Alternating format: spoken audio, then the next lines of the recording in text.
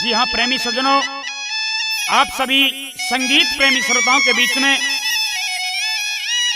एक रागणी हरियाणवी संस्कृति की जो महान कलाकार हमारे बीच से चली गई, बहुत ही अच्छी बड़ी बेहतरीन कलाकार, जिसके लटके झटके खटके आप सभी श्रोता बड़े लाइक और बड़े पसंद करते थे। उन्हीं की याद में, उनको याद करते हुए श्रद्धांजलि के रूप में एक रागणी मैं पेश करना चाहता हूं। आपसे उम्मीद करता हूं कि आप उनकी इस रागणी को बहुत ही बेहतरीन तरीके से बड़े प्यार से सुनेंगे और शायद पसंद भी करेंगे। अगर सुनना चाहते हैं तो एक बार जोरदार ताली बजा करके बता दें। आइए आपके बीच में पेश करता हूं।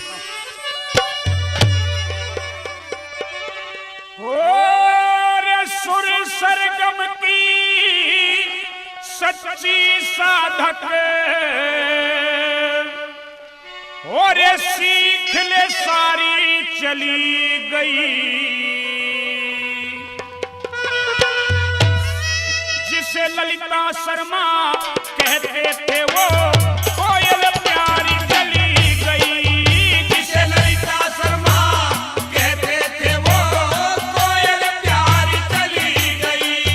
वो सुर सरगम की सच्ची साधक, सुर सरगम की सच्ची साधक, सीख ले सारी चली गई, जिसे ललिता शर्मा कहते थे वो कोयल प्यारी चली गई, जिसे ललिता शर्मा कहते थे वो कोयल प्यारी चली गई।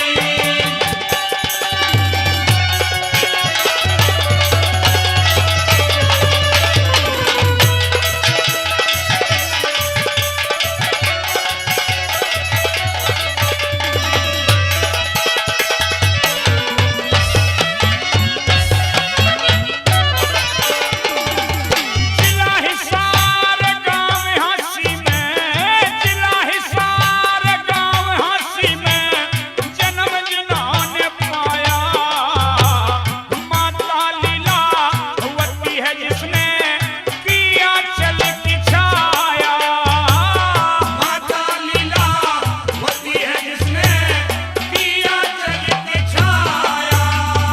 वो रूपचंद है पिता श्री जिसने इसे गोद खिलाया, सारी छह बहनों के बीच में ना कोई बाजा आया, सारी छह बहनों के बीच में ना कोई बाजा आया। या नासवान बेरहम जगत पे, नासवान बेरहम जगत पे वो के न्यारी चली गई, जिसे ललिता शर्मा कहते थे वो कोयल प्यारी चली गई, जिसे ललिता शर्मा कहते थे वो कोयल प्यारी चली गई। हो